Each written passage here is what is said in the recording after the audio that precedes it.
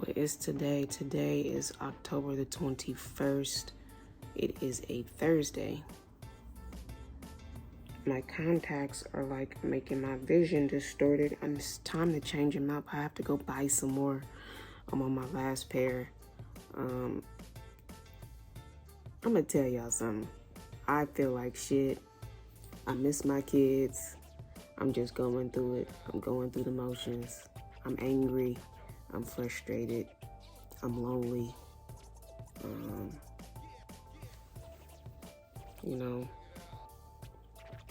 My oldest son, he's at school right now. I'm trying to get up and go to the mall. I've been trying to go to, what's the name of that mall?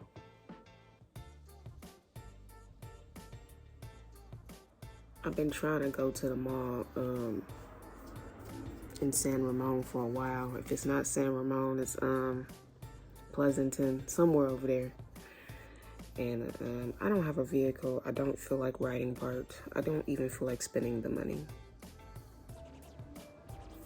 And my gray hairs are coming more and more by the dozens. It's time for a haircut. I don't want to spend the money on that either, really. I'm working on the computer doing tickets. I'm bored as shit. I just really want all this pressure that I'm feeling with this marriage to just be over. To be quite honest, this marriage has brought me a lot of grief, more so than happiness. And what lesson am I learning from this? Don't marry nobody unless you really sure you want to marry them, and don't marry anybody unless you get to really, really, truly know them first. Get to know the person. Don't rush it. Take your time. And don't be walking around here having babies out of wedlock, because if you're having babies by people you're not married to, that's just making your life harder, unless the person is equally invested into this child as much as you are or going to be. What else? Don't allow people to make the ugly come out of you, or don't allow people to make the worst come out of you. Constantly work on yourself. Try to think of and find ways to be better than last year, than yesterday. Keep pushing forward, because that's just what life is. You can't give up. We're all being tested, and we're all playing this game called life. And we are all given a decision every day as to what we choose to do. With the decision that we're given is totally up to us. And, it's hard because when you dealing with your emotions, that can be a huge blocker. And it could be a huge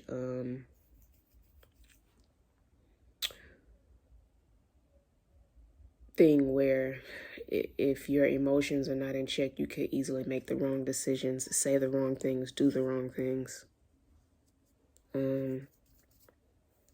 At the end of the day, I just want to be happy, and I'm not happy, especially not here in the Bay Area.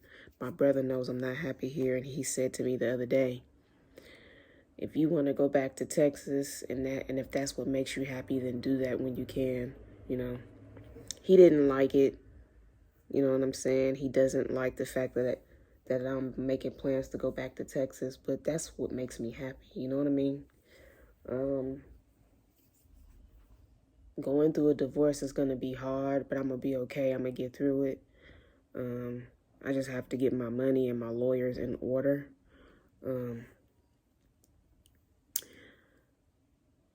In the way that I envisioned raising my children, it certainly was not the way that it's going now. I certainly did not envision my children being with my mother-in-law and my sister-in-law. I did not envision my household being destroyed. I did not envision my family falling apart, but it did. I did not envision people making plans behind my back as to how my life should go. People that I trusted, you know, I did not envision being used and abused and mistreated. I did not envision my love being taken for granted. I did not envision all the time that I invested being a complete waste. I did not envision my kids wanting to be with my in-laws more than me, and that hurts. It hurts because those kids came out of me. They came from me. Not that they didn't come from their dad, but everything that I am, though, you know, those kids are everything that I am. And when somebody takes that away from you, it's like crushing your soul, your spirit. You know, I did not envision being betrayed by people who I thought were truly in my corner, by people who I thought that loved me, by people who I thought had my back. But at the end of the day, it's really about, well, you're not my blood, so I'm going to treat you this way. And since you're not my blood, whatever you have to say, I'm not going to take your word for it because I'm on his side because he's my blood. And even though he's in the wrong, I'm going to overlook it and be on complete BS because at the end of the day, he belongs to me. He's mine and you're not mine. So you have to stand over there. And because you don't make a whole lot of money, we're going to take the kids and we're going to take care of them until you get your stuff together. Even though our son and brother ruined your credit and spent all your money, we're still going to take the kids from you and say that you are irresponsible.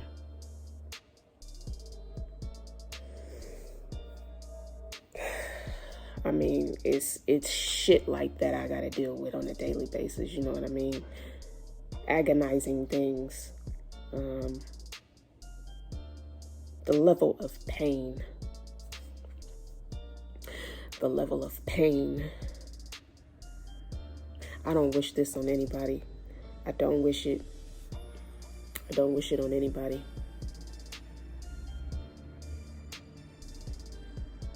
The $1 million question is, what did I do that was so horrible to deserve this?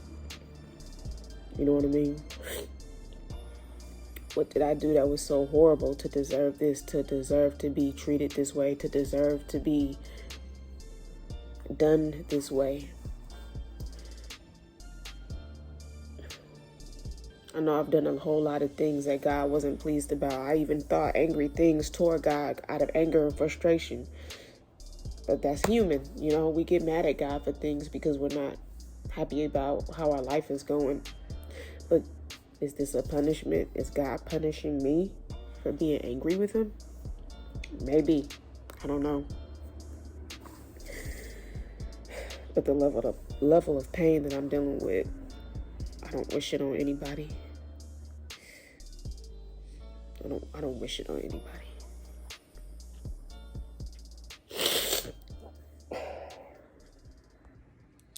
I know you guys are probably wondering, how in the heck did they get your kids, girl, if you're not an unfit parent and you work? I'm going to tell you how. This is how they got my kids. So, my lease was ending at the condo in Austin. Summer was approaching. We're in the pandemic. My husband says, hey, let the kids stay with, my mom and my sister for the summer. I'm like, cool. Because, I'm not going to say no. Who would? I had no reason to say no. There was no suspicion that I could recognize to give me any indication to say no about that. You know what I'm saying? I'm going to let my kids spend time with their grandma and aunt and cousins for the summer, So I let them stay for the summer. See, this was all a part of their plot and scheme. That's how they was able to get them over there, by just using the excuse to let them stay over there for the summer. Now, when summer was ending and school starting was approaching, that's when my husband started manipulating the situation and manipulating me into letting them stay there for the school year. And he was bringing up this whole, thing about, our credit is bad. We can't get a place to stay. We can't rent. So just let the kids stay with my mom and my sister until we can get back on our feet. So this was a part of the whole plot and scheme, So he kept, like working on me and working on that, and every time I said, no, our kids should be with their parents, he kept asking and asking and pushing and pushing. And then he lied and told his sister that I agreed to let Natalie stay with her. I never let my daughter stay over there, not for the school year. I'll let her stay for the summer. So he lied to his sister and said that I agreed to let Natalie stay there permanently. And then he kept working on me about our son Justin, saying, let Justin stay with my mom. She wants to keep him. Just things like that. He was really good at manipulating me into letting my kids stay with his family. And also he would say things like, you can't take care of them. You can't do it. You can't do this by yourself. He would say things like that to lead me to believing that I couldn't care for my kids, basically. This fucking nonsense, this false reality that he was creating and putting together and sewing together, this false reality.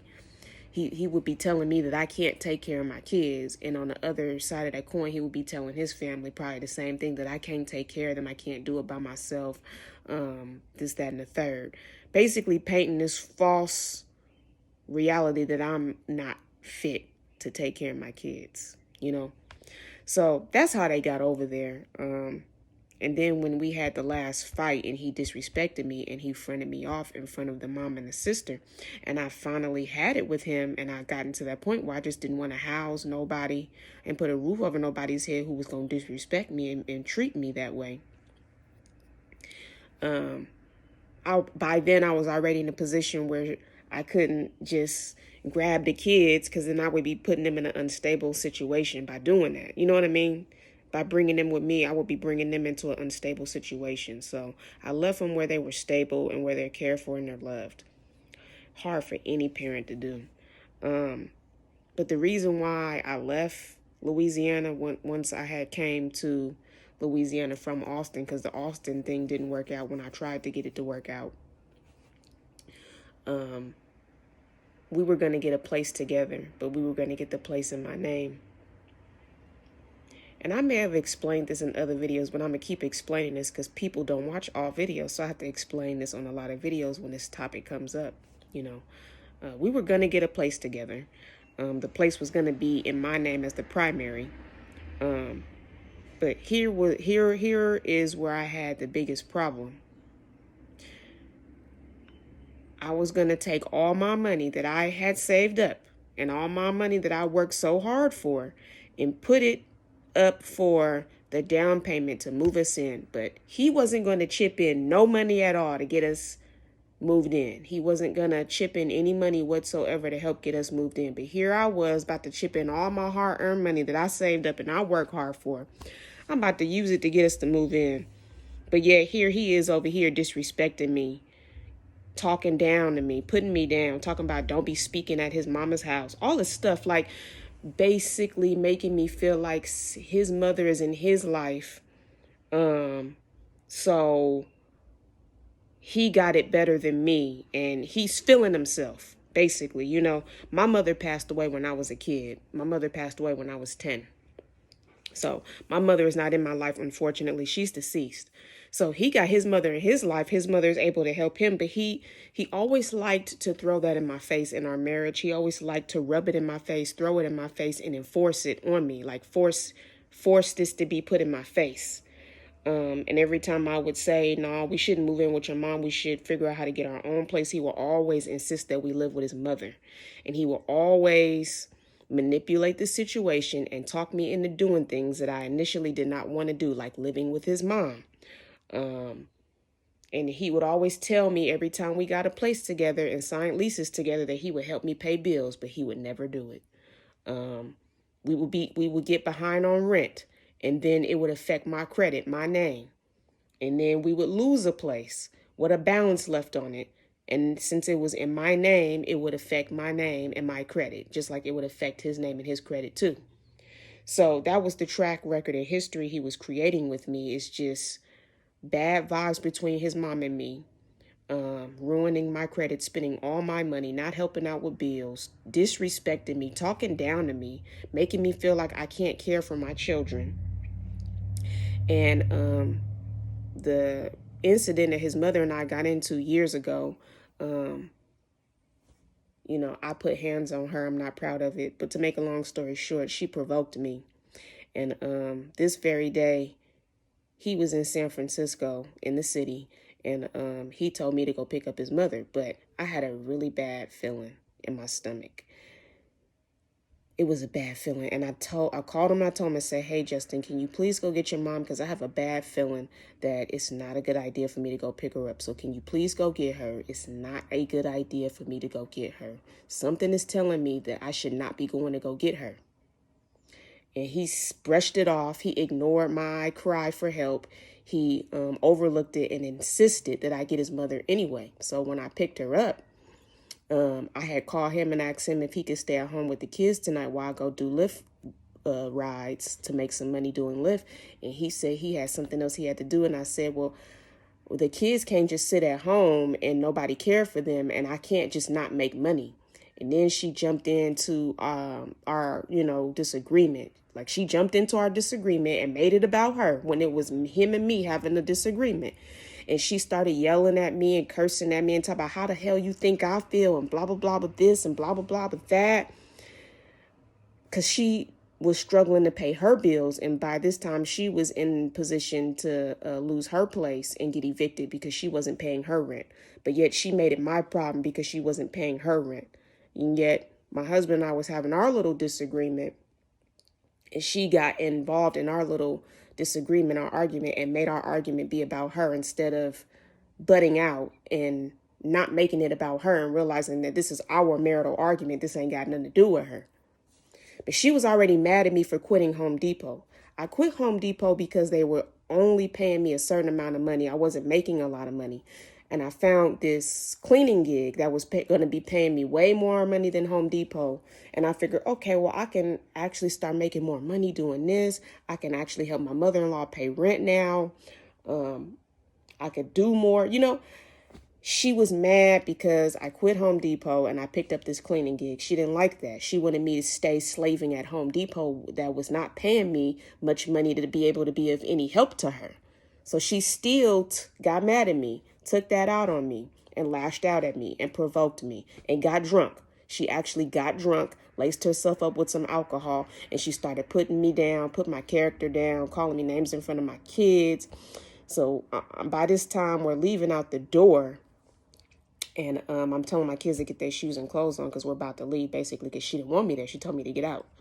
So by the time we get by the door, she puts her hands on me and grabbed for my neck. So I pinned her up against the wall and I let her know not to be grabbing on me. Don't put your hands on me. Like, I just got tired of this lady verbally abusing me, provoking me, putting me down, making me feel just horrible. And I just got tired of it. I was frustrated. That was years of built up frustration of verbal abuse dealing with this woman.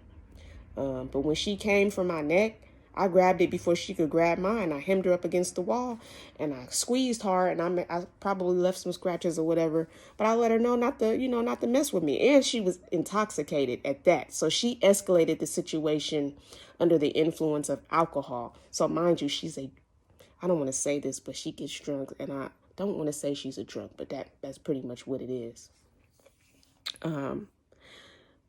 So my husband finds out about the incident. He gets mad and angry at me. But mind you, I called out to him for him to go get her. And I called out a cry for help, and he ignored that cry for help. So if I cried out for help and he ignored that cry for help and he didn't go get her, and I begged him to and he didn't, and he overlooked it. He didn't help me. He overlooked me. He overlooked the situation. He didn't do anything to prevent any tension or anything. And he saw that coming. Whose fault is that?